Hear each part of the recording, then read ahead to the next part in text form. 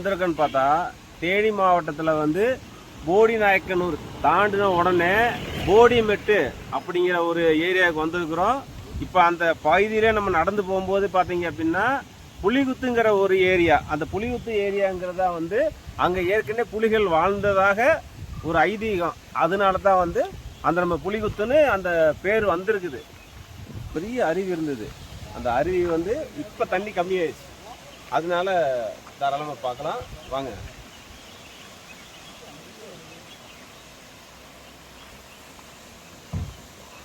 இங்கே பார்த்தீங்கன்னா அந்த புலி இருந்ததுக்கு அது ஒரு சிலையாக வச்சுருக்கிறாங்க. 2 சிலை இருக்குது, அதை நீங்கள் பார்க்கலாம்.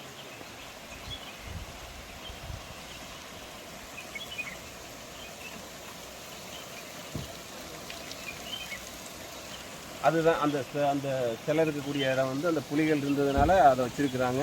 அதை பார்க்கலாம் நீங்கள்.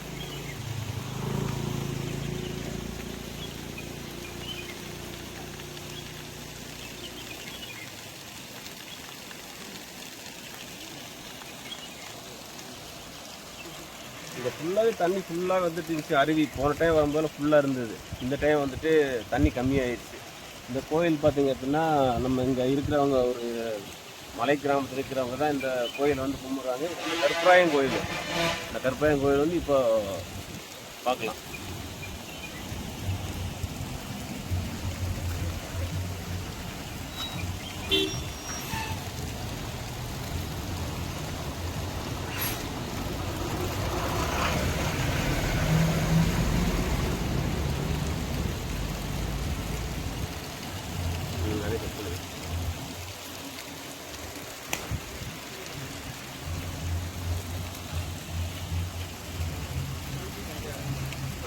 அடுத்து வந்து நம்ம போடிமெட்டுக்கு போக போகிறோம். வாங்க நம்ம எல்லாரும் சேர்ந்து என்ஜாய் பண்ணலாம். போடிமெட்டு வந்து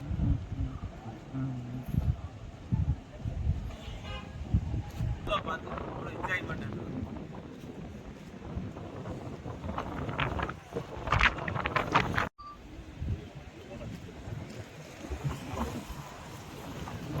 தேனி மாவட்டம் அப்படின்னாலே வந்து சொர்க்கம் மாதிரி தான். அந்த சொர்க்கத்தில் வந்து பார்த்தீங்க அப்படின்னா நம்ம கரெக்டாக வந்து கேரளா பார்டரில் இடுக்கி டிஸ்ட்ரிக்டில் தான் நிற்கிறோம்.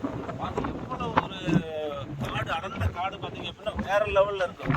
இங்கே மெயின் விஷயம் என்னன்னா ஏலக்காய் விவசாயம் பண்ணுறாங்க, அது போக தேயிலை வந்து மெயினாக வந்து எல்லாம் இங்கே பண்ணிட்டு இருக்கிறாங்க. அது எப்படின்னா இங்கேருந்து நம்ம ஒரு 10 கிலோமீட்டர் போகணும், அதுக்கு வந்து தேயிலை விவசாயம் பண்ணிட்டு இருக்கிறாங்க. ஆனால் மேக்ஸிமம் வந்து பார்த்தீங்க அப்படின்னா பாருங்க.